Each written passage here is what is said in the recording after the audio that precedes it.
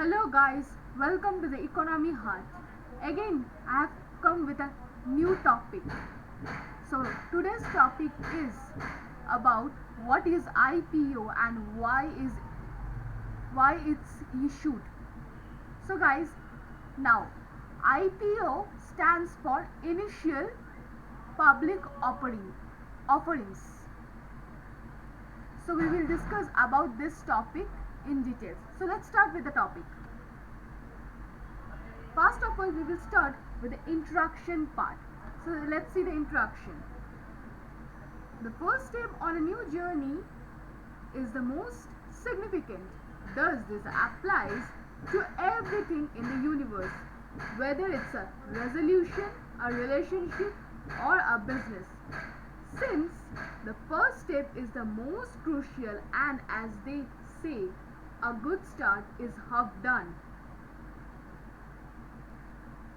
Any firm or entrepreneur's journey begins with the country's entry into the public ownership sector, which begins with the launch of their initial public offerings, IPOs, in the relevant market. The IPO will be aided by the firm that will be traded on a stock exchange, implying that the IPO is the most important aspect in either company's future. So this is all about the introduction. So let's see the next part. Now we will see what is IPO, and we already know that IPO stands for Initial Public Offerings. So we'll see the main topic, what is IPO. It is all about the main thing. We'll get the basic idea from this part. So let's start with it. An initial public offerings is when a company gives offering the ownership of the company to the people or organizations other than the board of directors. Now the company will have many investors like retail investors, regional as well as foreign institutional investors, high net worth individual, and in some cases governmental organizations too. Now this is the basic concept of this part, IPO. So we'll see the next part. Now in this part we will see what is public ownership of the company. So let's see the details. The company's government ownership signifies that it is owned by the general people after a business is stock price market via an initial public offering, that is IPO.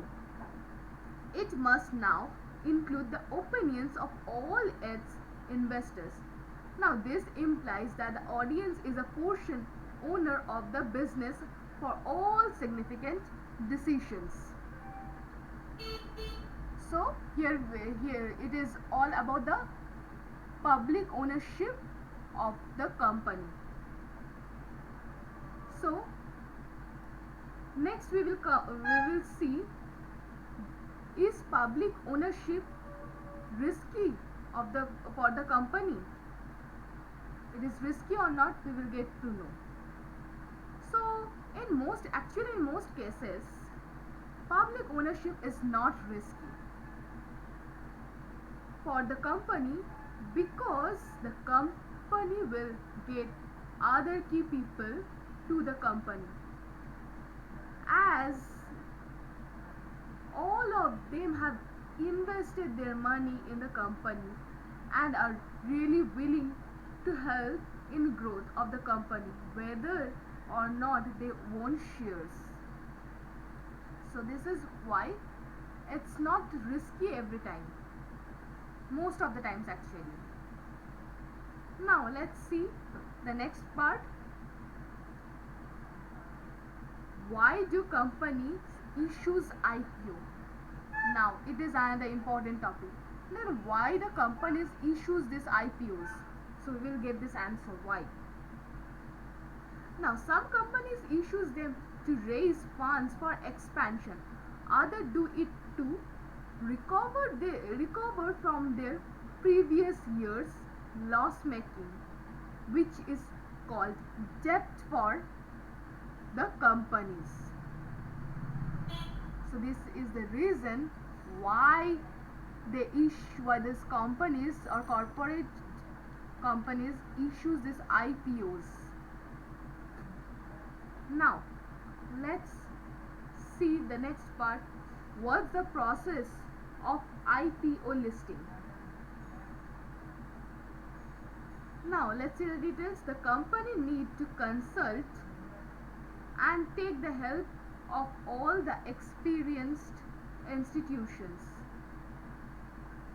for issuing an IPO. This experienced institutions are called merchant bank.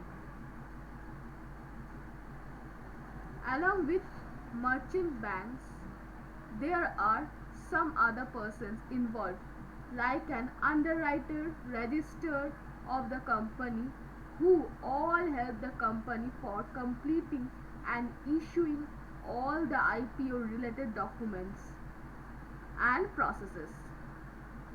So this is the process of IPO listing.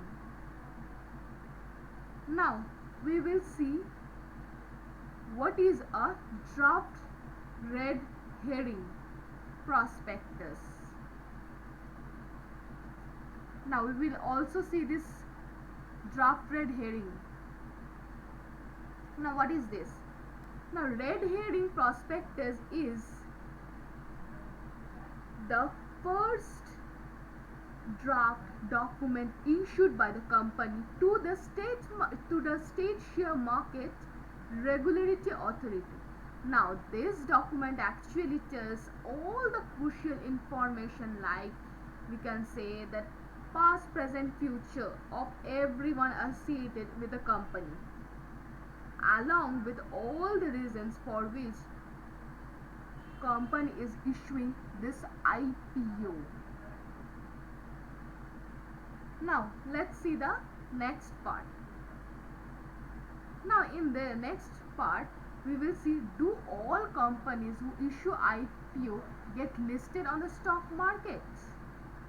It's a really important one. Now let's see the answer.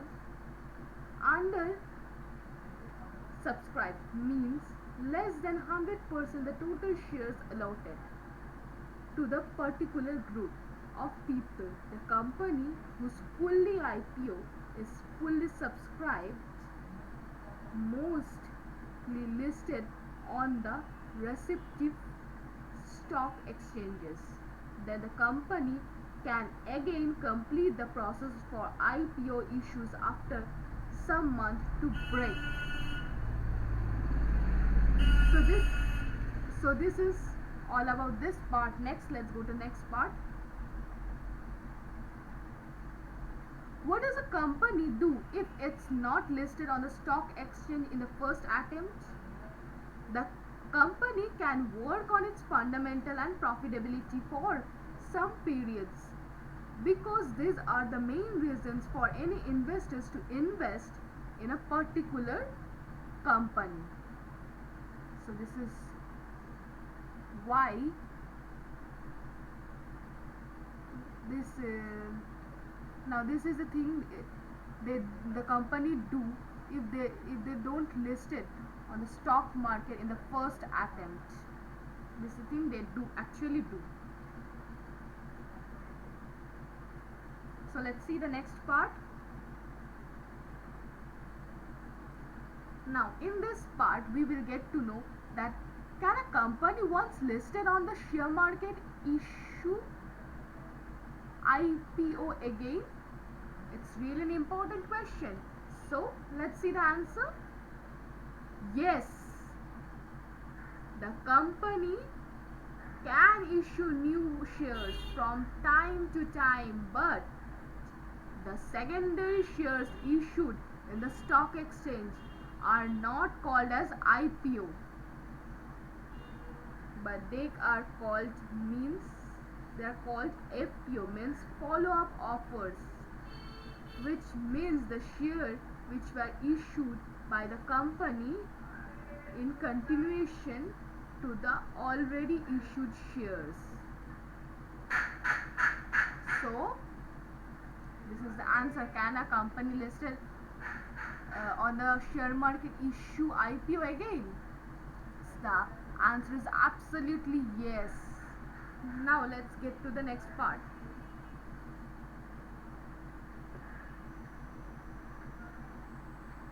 So in this part we will see what are actually IPO and what are FPO.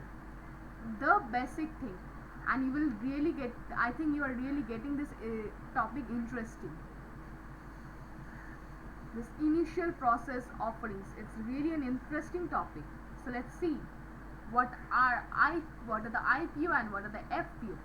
Now the firm which are published for the first time on a specific stock market, that is called IPO shares, and in case of FPO shares issued by a corporation in the years following the IPO. So that is called this FPO,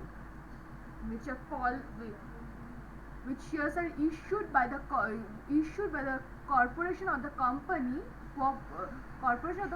in the following year of IPO, that is called FPO. So actually both genuine corporate shares with the same market value. So they are having FPO and IPO are having the same market value. So let's see the next part, and it is the last part of this topic. So this also are going to be an important questions. Can companies share get delisted from the share market? What do you think, guys? Okay, I will give you the answer. So the answer will be again absolutely yes. If the corporations are insolvent and involved in destructive actions such as frauds, they can be prohibited from the stock market for a period of time with a warning, or in some situation they could be removed immediately, thus by the state's regulatory authority. So this is, we have come to our end of the topic. So guys, I hope it will be helpful for you. So thank you for listening, and subscribe us, and like and comment, share, so that we could give you more information, and we could give you more details. So till that, stay tuned and keep watching our channel. Thank you so much.